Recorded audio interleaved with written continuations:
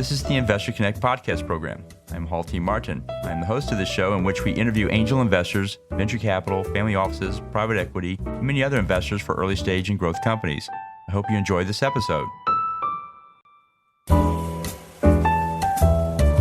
Investor Connect is a 501c3 nonprofit dedicated to the education of investors and startups for fundraising. Please consider donating $100 to the program to help others in their investor and entrepreneur journey.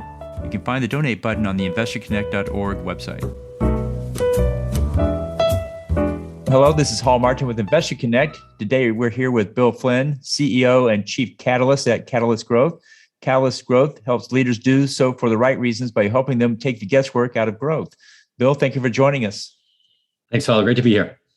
Great. So can you tell us a little bit more about your journey through business and ultimately how you came to be a business coach? Sure, I'd love to. So I sort of have two arcs to my career, if you will. I started off in doing startups. I was a startup guy for 25 years here in the Boston area. I did 10 of them over that time. Depending on how you count my participation, I was either 5 for 10 or 5 for 7, but either way, the numbers are pretty good since most startups fail. I've made a lot of people rich. I wish I was one of them, but I'm not. So I still have to work for a living. But it's such a blast. I learned so much doing that. I had so much fun, and I really enjoyed that process. I realized that one of the things that really drives me and gets me up in the morning is I love puzzles. I love figuring puzzles out, right? And more difficult puzzle, the more fun. I love the Friday and Saturday New York Times puzzles. They're the hardest and they're most challenging. I often cheat, but I certainly I love doing them. And then the second part of my career is in the last 5 or 6 years is I became a business coach and really a business growth coach more than anything. I'm not an executive coach. There are lots and lots of executive coaches, which I think are wonderful, but really not the thing that drives me. That's more like business therapy, and I end up doing a little bit of it anyway. But mostly I work with the team.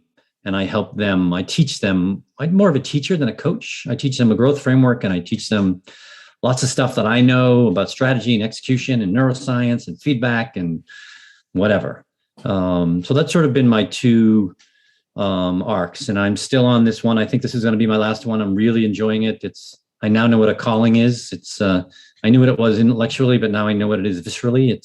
I would do this for free, and often I do it for free. Mm-hmm. But I still get paid a ton of money to do it, and I love that as well. Well, that's great. Well, you worked a lot in the startup world. From your experience, why do few companies survive and even fewer flourish, but most of them fail? Why? What is that? Yeah, so unfortunately, most businesses fail. There's two sets of data that I have looked at, and all the data say that most companies fail. Most companies in the US anyway, 50% of them last 5 years and that's it. And 16% of them last 25 years. So the longer you're in business, the more likely it is you're going to go out of business, which you'd think it would be the other way around, right? Because you'd learn and get better and smarter and wiser, but that doesn't seem to happen.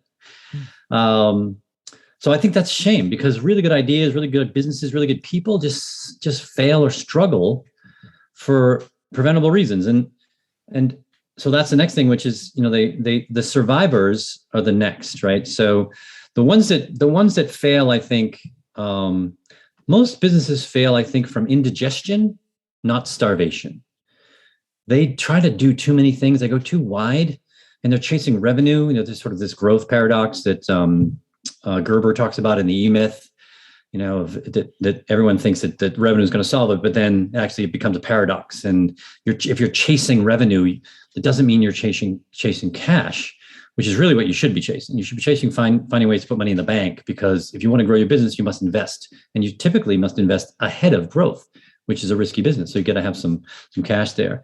And then there are those that struggle. So the survivors of the 50% and then the 16%. Aren't necessarily all great. I mean, they're most of them are struggling. Most of them are really just having a hard time. They're living month to month. They're guessing a lot. They survive mostly on effort, luck, timing, and will, right? Force of will, which just doesn't scale over time. And then the last is the flourish or thrive. And those businesses. So I've been studying business success mostly for 30 years, and really intensely in the last 6 or 7. And I found that those businesses that thrive, that seem to do well no matter what, or do better than most no matter what, businesses like Southwest or the Container Store, even Whole Foods when Mackey was running it, name your business that just seems to keep growing no matter what. They focus on a few things, and those few things we'll talk in more detail, I think. But what they don't do is they don't focus on what I love is called the tyranny of the moment. Most leaders focus on the tyranny of the moment, right? And they're just in this amygdala thing. They're always just surviving and trying to solve a problem. Too many businesses solve the problem that's right in front of them, and they don't take the time to say, well, what created the problem that's right in front of me? Let me solve that problem. And then if they keep moving back and back and back, they're now starting to get to the root, and that makes everything a little bit easier. It greases the skids. So those that flourish realize that their job isn't to run the business. Their job is to figure out how to remove themselves from the business of the day-to-day as much as possible and think about the future. Jeff Bezos, whether you like him or not, is run an excellent company. And he is 2 years, no, he's not doing it anymore, but he was 2 years ahead of where they were. There's a story I remember him telling, someone said, hey, congratulations, you had a great quarter. And he said, and he's like, had to think about it. He's like, oh yeah. He said, that was in the bank like a year and a half ago. We already knew that. I'm working on drones and whatever right now. So you got to really, if you want to flourish, you got to make it so you can think more about how to create the future that's coming than to run the day to day. Why is it so hard for businesses to get that right? Why did so many get it wrong? So I have some theories. I have like 3 or 4 theories, and I'd love to get your take on what you think. So the first is, so I'm a first principles thinker. And for those of you who aren't familiar with first principles, it's sort of what I said already, which is, what are the fundamental things about the thing that you're doing that drives that? Most people don't think first principles. They think second and third principles, and then they forget first principles. So a great example, which most people will get, is it has 3 names. Most people know it by one name, so I'm going to get to that last, which one is called the law of the vital few. It's also called Pareto principle, but most people know it as the 80-20 rule. That is a principle because when you apply it to almost anything, it is correct. So if you apply the 80-20 rule to your closet, to your friends, to the food you eat, to anything, it's almost always the same. You may have 100 friends, but you hang out with 20 of them more often than the other 80. You can eat lots of foods, but you eat the same foods most often. You read the same kinds of books. I mean, it's how we work. Our brain likes that. Our brain likes the familiar. So that's sort of a first principle based thinking. So for me, there's a meaningful gap between what science knows. Science is generally always a first principle system, and what business does. For example, if we apply the 80-20 rule to customers, and I've done this dozens of times with clients, and I've had people do it outside as well, is if you take all of the customers you had in the last 2, 3, 4 years, whatever the right time frame is, and you break them down by profit, you'll find that 80 or 90% of your profit comes from 10 or 20% of your customers, which means if it's 80-20, that your core customer, that customer that's at the top, is 16 times more valuable than all the other ones. So let's get more of those. That's what the science says, but we don't do that. We just sort of find any customer. Did you have a question? No, I think that's right. I think the Pareto rule, 80% of your result comes from 20% of the population. So you should really focus on that 20%. Yeah, which we don't. We chase revenue. We chase, the deal, right? The latest deal. So someone wants to work with us.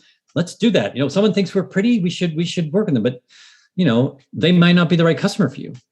They might be very expensive. They might be a customer that actually shrinks your profit. But we don't think about that as much. I also find, so that's the first thing. There's a meaningful gap between what science knows and business does. The second is few things truly matter, but those that do matter tremendously. And we as business leaders don't focus on those things. You focus relentlessly on those few things, but you got to figure them out first, and then you just focus on them. We know that our best customers work with us for these reasons. They hire us for these reasons, right? This is the job they hire us to do for them, but we don't focus on that. We've already talked to one. I think leaders rely too much on effort, luck, and timing to achieve success, and those don't scale profitably. And the last one I have is tiny errors compound. So we as leaders, we do a lot of things wrong, but we don't do them completely wrong. We just do them a little wrong. But when you do a lot of things wrong just a little, eventually that becomes a heavy weight to pull. It gets heavier and heavier. And I think if you look at a lot of businesses, and a lot of the leaders that I talk to, they say, I hit a wall. I can get to like $10 million and I can't get past 10. And they can't figure out why. They were doing great up until then. I think because they've just hired a little bit wrong, got one or two people that aren't in the right spots. They don't quite know why their customers buy from them, and they're working too much with the customers that aren't the most profitable. They keep C players on board way longer than they should. There's just all these little things that add up that then slows the business down. So those are sort of those. I think that's why most businesses get those things wrong. Those are the four. I'm sure that's not comprehensive, but that's my take on it.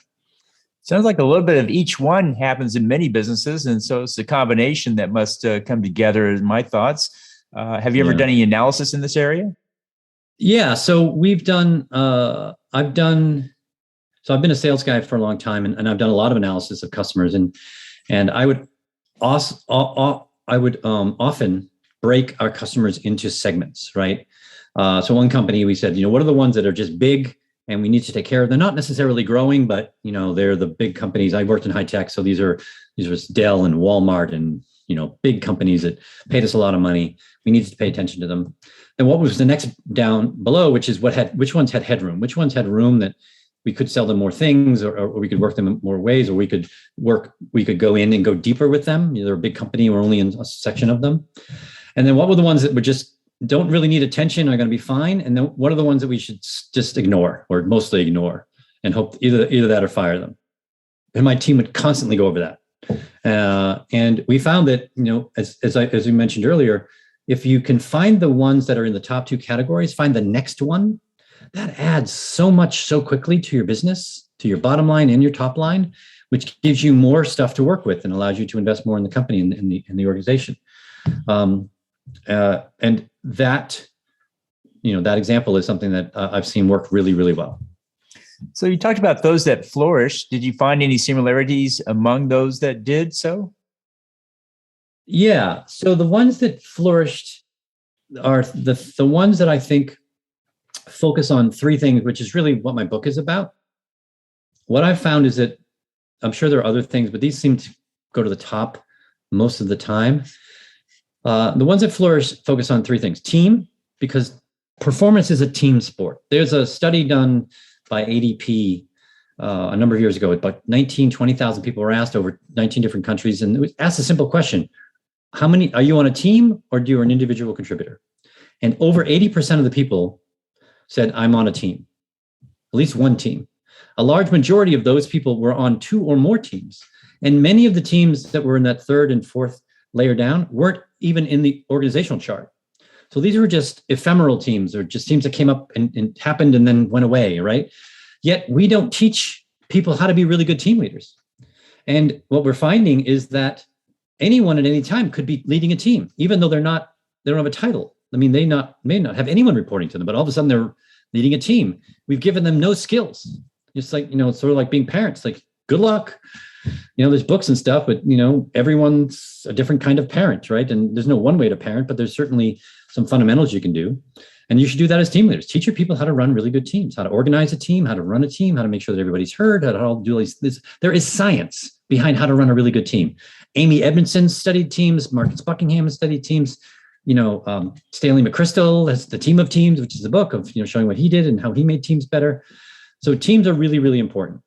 The next thing is, if you want to run a business that grows and grows relatively steadily, you have to look at it as one big system, because that's what it is. It's got multiple subsystems and components in those subsystems, but you have to understand, what is the system that I have? What are the things that are involved in that system? The two main ones are strategy and execution. Right, team has already been mentioned, so we'll put that aside. But strategy and execution, and most people, it's interesting how I've asked people about strategy, and I say, so what is your definition of strategy? And I typically would talk to CEOs of hundreds of millions of dollars of size, right? And they've been in the business for dozens, if not more, years. And I will ask a group of them, and everyone will have a different definition of the word strategy as a word.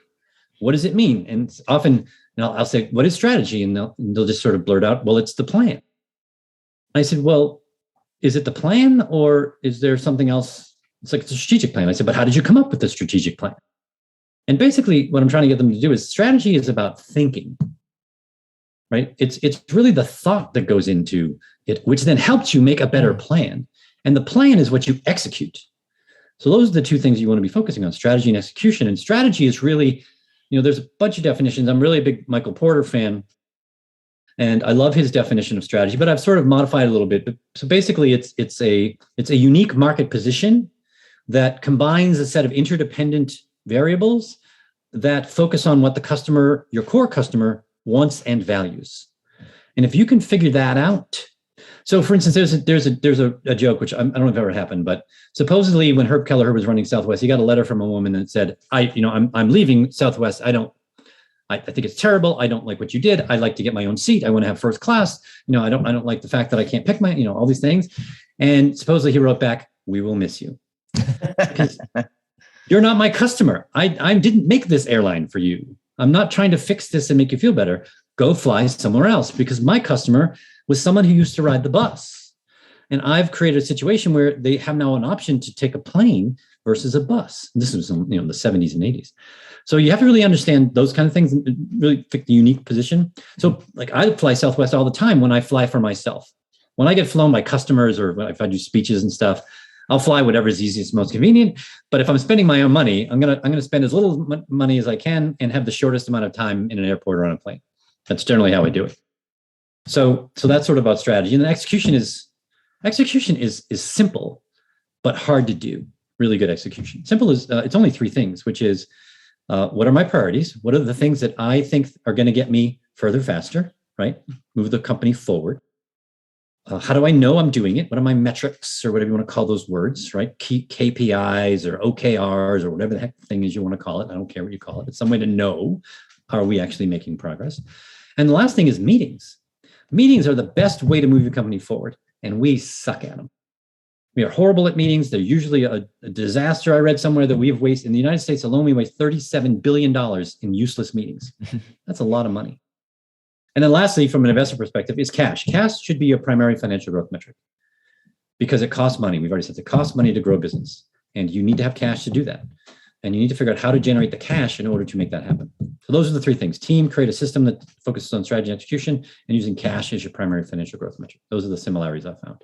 Great. Well, in your book, Further Faster, you talk a lot about how a leader, specifically a CEO, must fire himself from the day-to-day. Why is that? So, as we've already said, companies that endure, that last decades, generations, and centuries typically make a handful of decisions and they make them right. And they focus on they focus on what they're really good at, what they love, this sort of convergence of purpose and passion and their economic engine. How they can differentiate themselves in the place, and then is it driving them closer, more to their vision, where they're going. There's actually a company in Japan that is 1,000 years old, and they've been in business. It's a family-run business, and all they do is make mochi. I don't know if you know what mochi is, but mochi is basically frozen rice, for lack of a better term. It's a dessert, and they've been in business. They've been through wars. They've been through everything, right? And they're still in business. There was a business actually in Japan that was 900 years old. We made pagodas, but it just recently got bought by a private equity firm the last 10 years or so. But it lasted 960 years or something. And all they did was make pagodas, right? They focused on what they did. So these are organizations like Southwest Airlines, IKEA, Container Store, Amazon, Honda, name your company that's been around a really long time. The Royal Ballet has been around since 1931. They focus on certain things because, the leader's job, as we said, is to not run the day-to-day. But most businesses, when I ask leaders, and I've asked hundreds of leaders this question, how much time do you spend in the business versus on the business? And I will tell you, the majority, the far majority, the large majority say that they spend 80 to 90% of their time in the business, running it, and 10 to 20% on the business, which is making it better. Which is, I think, when they hit that wall, because eventually, if you're running the business and you're running day to day, you're just solving the problem in front of you on a regular basis. And leaders think, well, my job is to solve problems. I ask people all the time, I like to help people with their problems. And it sounds like a great answer, right? I think it's a horrible answer. You should help people prevent problems, try to avoid problems, not solve them after they happened, right? You want to be in front of the problem. So, and we don't do that. We think we're doing a good job. We have this sort of hero thing. So in order to do that, you have to fire yourself from the day to day so you can focus much more on the future, which is really an act of creation and innovation. And this is about getting new ideas from yourself and others. And so I ask people this all the time. So I'm going to ask you, Hall, which is when you get your best ideas, when you get these insights, so you're like, oh, whatever, be it personal, professional, doesn't matter. Do you sort of recall what you're doing when those happen? Well, usually you're away from the desk, you're taking the dog for a walk, and an idea comes to you because you're not distracted from the business. You now have time to think and mull, and that's when good ideas or new ideas seem to pop up. Exactly. Yeah. And so people say in the shower, on a run, walking the dog. So it's actually when your brain is quiet.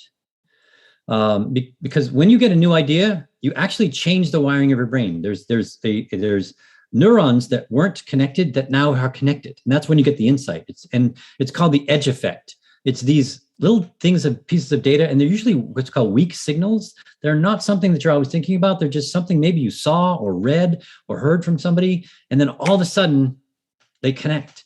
That's what happens when you get the insight. Your brain is actually rewiring. A tiny little part of your brain is just rewiring, which is just the coolest thing. So you have to slow your brain down, and you can't be doing and thinking at the same time. We cannot focus on more than one thing at a time. Our brain was not designed to do that. We think we can, but it's called context switching. It's not multitasking. We actually do one thing rapidly after another. Mm-hmm. It just feels like multitasking. Right. So one of my favorite chapters in your book is create a culture of psychological safety. If you could give a crash course to company leaders out there on how to create that culture, what would you say to them? So this psychological safety comes from a professor at the Harvard Business School and author. Her name is Amy Edmondson. She coined the term years ago, I don't know, 10, 15 years ago. And she has been studying teams for 2 decades. Interestingly, she did some work where she had a premise was the best teams seem to make the fewest mistakes. And so she went and she sent some research people to a hospital. It was actually, she was doing surgical teams, and she wanted to study it. So well, tell me how that works. And when they came back and all the research came back, what they found was that wasn't true. The best teams actually admitted their mistakes more often. So it looked like they made more mistakes, and the worst teams didn't admit their mistakes. So they didn't actually learn and get better. And since she found well, how did that work? What's that environment? This is how she came about psychological safety.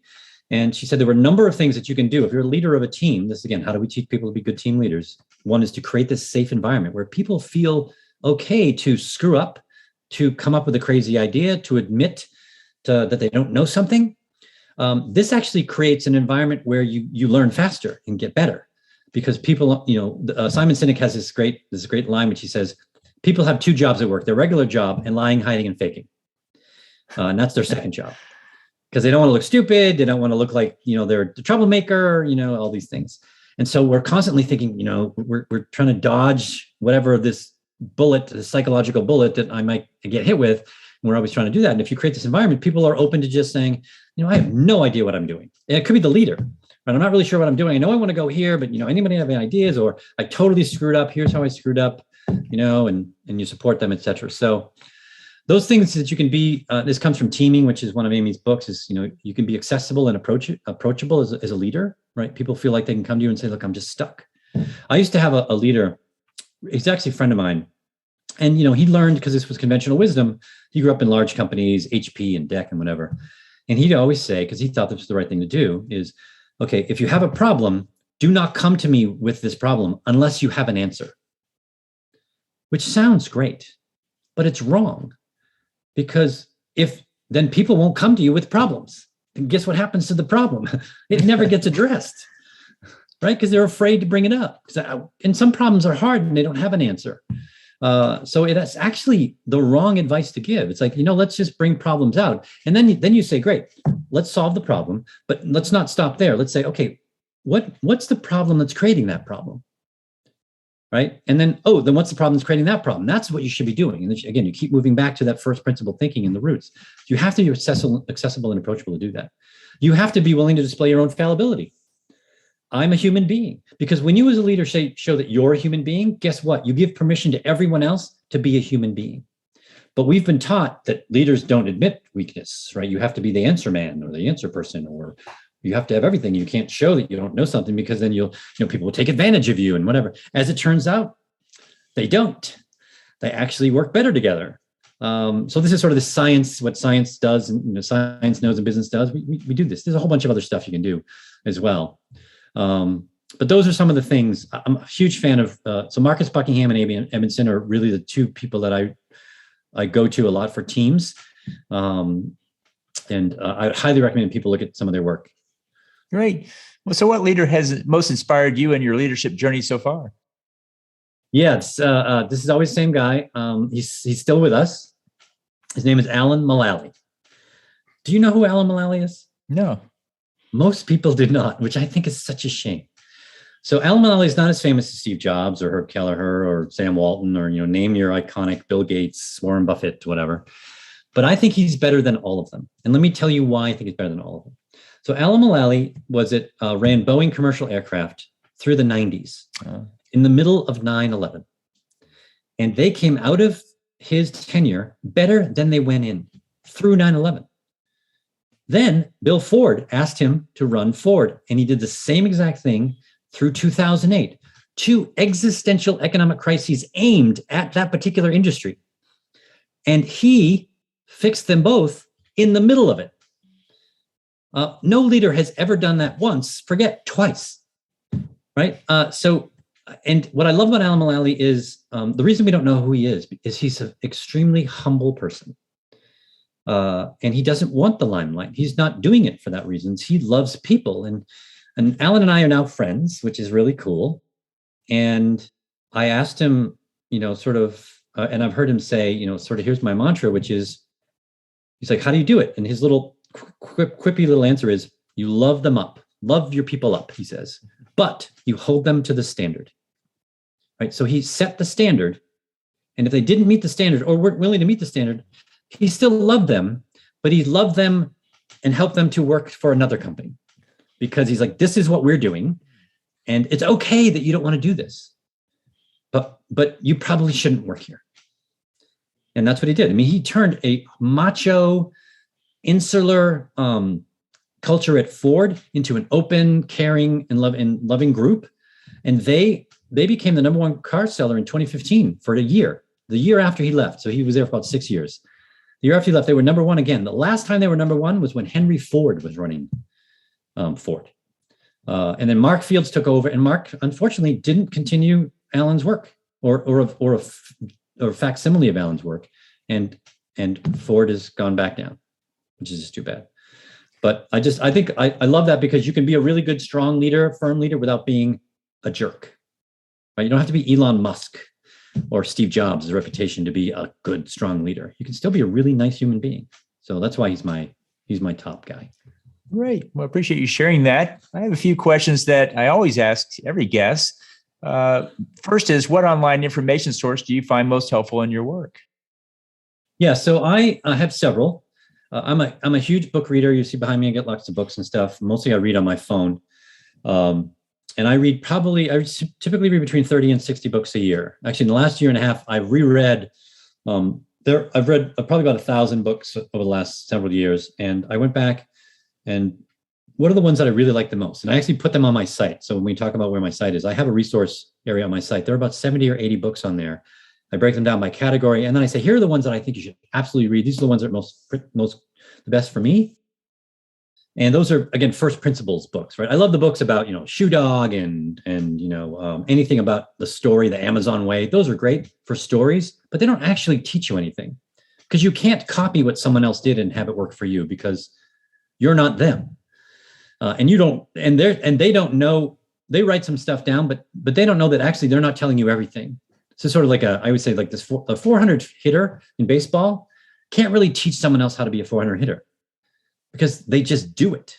It's like, okay, but you did this thing. What do you do there? Like, I don't know. I just swing. It's like, no, there's probably like 6 separate things you do before you swing, the way your eyes move, the way your elbows are, whatever. And they don't know that because it's part of them. So it's really hard for someone to teach you how to do it. But first principles books can do that. And there are 3 sites that I look at that I think are help in first principles. One is, I love HBR, Harvard Business Review, but I focus for the first principled articles. When there's like science behind it, there's a lot of research or studies that have done, and it's been proven over and over again that it works. Those kind of things I love. A company called Neuro Leadership Institute, which is about creating a brain-friendly organization, which I think is super critical, especially if you want to learn to run teams, because, as I like to say jokingly, we're all crazy. Human beings are inherently nuts because we're impulsive, we're irrational. We actually are highly emotional beings, and most, if not all of our conscious decisions are not conscious, and they're driven by emotion first. When we make decisions, the parts of our brain that are considered the emotional centers of our brain light up before we're consciously aware of the decision we made, which means we feel it first, and then we make up reasons after the fact. So in essence, we're lying to ourselves as to why we decide this is a good idea. And NLI teaches there's like 150 unconscious biases that we have. They break them into 3 to 5 different categories, and they tell you what they are. And I know what they are, and it doesn't matter that I know what they are. I still do them. Guess what? Because they're unconscious. You're not aware that you're doing it. You can mitigate it a little bit, and there's some work from Daniel Kahneman and other folks in the psychology world that help you with that, but it's still hard to do. And then lastly, Marcus Buckingham has the Free Thinker's Guide. And he does a lot of stuff, a lot of resources that he has on there. Those are probably the 3 that I go to more often than anything else. So NLI, HBR, and marcusbuckingham.com. Great. And if you could start a business tomorrow, what would that business be? Yeah, I thought about this a lot, and I don't, other than like sounding like Mother Teresa or something, where I could save the world. I already started it. I think it's a shame that really good ideas, really good businesses, really good people fail or struggle for completely preventable reasons. And most of us work at a company.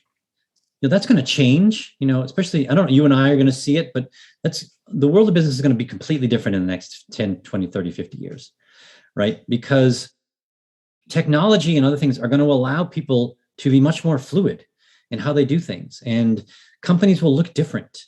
So I think we're going to see a lot of things, but until then, most of us work at a company. Most of us are miserable at the company. If you believe these statistics that they say in terms of engagement, we're looking at the United States as being like 20 to 25% engaged workforce, which is horrible. That means 75% of the people who work for you are either just coming in for a paycheck or actively disengaged, meaning they're working against the company. They are sabotaging their own company on purpose. That's just crazy. So that's what I'm trying to do. I'm trying to teach leaders how to create this environment where people want to come to work and create teams that love what they do and flourish, as opposed to trying to get through the day so they can get home or whatever. So I'm continuing to make that hopefully a better and better business for myself. Great. Well, in the last few minutes that we have here, what else should we cover that we haven't? What I think we didn't cover, we touched on a little bit, is so we're in this situation right now. We're in this great resignation, or whatever you want to call it. There's like 6 R's that we've used to call this thing, whatever. The reduction, the realignment. I don't know what it is, right? Whatever it is. So people are looking outside. It's like, oh, I got. It's really hard to hire. I got to hire people, and we've been doing this forever. And I think that's a mistake. I think there's a ton of magic hiding in plain sight. There are people in your business that if you engage them differently and create a different environment for them, they would flourish. But we don't do that. We think, oh, we'll just solve it with the new person. And there's this guy, Ron Lovett, who wrote Outrageous Empowerment. He does speaking all around the world. He's got a podcast about scaling culture and such. And he tells a story of, I can't remember the guy's name. It's like Ashanti. And Ashanti, so Ron was running a security company at the time, and it was around the world, and he just acquired another company in another country, and he had this really disgruntled employee. His name is Ashanti, and Ashanti was not really happy. Was probably going to leave as soon as he could, etc. But Ron engaged him and said, hey, we need to buy a vehicle, and because it was a security company, so they'd drive around parking lots and stuff. And he's like, we need a new vehicle, etc. And he looked to Ashanti and said, look, I don't know. I don't work there. I don't know the environment. I don't know the vehicle world. I said, I'm just going to give you, I don't know, $3,000 or something. It was in India or somewhere. So $3,000 was a lot of money. This was 10, 15, 20 years ago. And he said, you seem to know a lot about what this is. Why don't you go and buy the car? And whatever money that you save, as long as you get the car that makes sense for you, and whatever money you save, just pocket it. And Ashanti went out and bought this great car and whatever. And then 3 or 4 months later, Ron said, Ashanti came back to me and said, hey, I've been thinking about our business a little bit. And I think if we did this, and he put up like a 10 slide PowerPoint presentation and like did research. Now, this is a disgruntled employee months earlier, right? Who's wanted to leave the company. And now he's working with him to grow the business that he's in. Why? Because he trusted him. He valued him, right? And we don't do that. Now, Ashanti, who was going to leave and a horrible employee, is one of the best employees, at least in that region. So there's magic hiding in plain sight. We just don't take the time to do it. So, I think focusing on that, and I have exercises like just looking at the business from functions as opposed to titles or jobs. Function is what actually gets done. Marketing is a function, sales is a function, operations is a function, that kind of stuff. And you organize them in terms of a flow map of how they work together. You can do stuff like Marcus Buckingham, like love and loathe, which I love that exercise, which is you go through the day and you find out the things you love and you loathe by how you feel about them, right? You loathe something that it's usually about time. It's time goes really, really slowly when you loathe something, or you ignore it, or you put it off, or, you're just distracted all the time doing it, And then love is the stuff that time goes really fast. An hour feels like 5 minutes and you're energized and you can't wait to do it again. I say, just make a list of those things. Anything that doesn't fit into those two, don't do it. But you're going to find that your love list is, short and your loathe list is long. And then your job is to figure out how to do less of the loathe. Sometimes you have to do it, some of those things, but a lot of the stuff you can automate or delegate or get rid of or whatever, give to someone else, switch jobs with someone. There's so many things you can do. So there's a whole bunch of tools and things that I have and coaches like me have to help people to do practical things of all this. I mean, I'm doing a lot of theory here, but there's a lot of practical stuff. And that's sort of all that's in my book. My book is a do-it-yourself book. You don't need me for the book. I'm not selling. A lot of coaches write books and to sell their, and you should hire me to do this. I mean, you can hire me, but my book is designed to help you without any need of me there. I have exercises that go with it. A lot of these are in there. That's great. So how should listeners get back in touch with you? So through my website is catalystgrowthadvisors.com. My book is on there. It's actually for free. If you want to download my book as a PDF, it's free. You can also get it on Amazon or Audible or whatever. My contact info is there. You can set up an appointment with me. You can see what I do. I've got a ton of resources. As I said, I have books and other resources on there that you can download. I write on blog posts twice a month. I have 150 of them on there. They're all super short. Well, the first few I did were too long, and then my reader said, "Hey, this is great, Bill, but I don't have time to read 7 or 8 minute blog posts." So they're all 1 to 2 minutes now. There's almost something to do to them. So all of that is at catalystgrowthadvisors.com. Great. We'll include that in the show notes. I want to thank you for joining us today and hope to have you back for a follow-up soon. Cool. Thanks all. Happy New Year. Investor Connect helps investors interested in startup funding. In this podcast series, experienced investors share their experience and advice. You can learn more at investorconnect.org. Paul T. Martin is the director of Investor Connect, which is a 501c3 nonprofit dedicated to the education of investors for early-stage funding. All opinions expressed by Hall and podcast guests are solely their own opinions and do not reflect the opinion of Investor Connect. This podcast is for informational purposes only and should not be relied upon as a basis for investment decisions.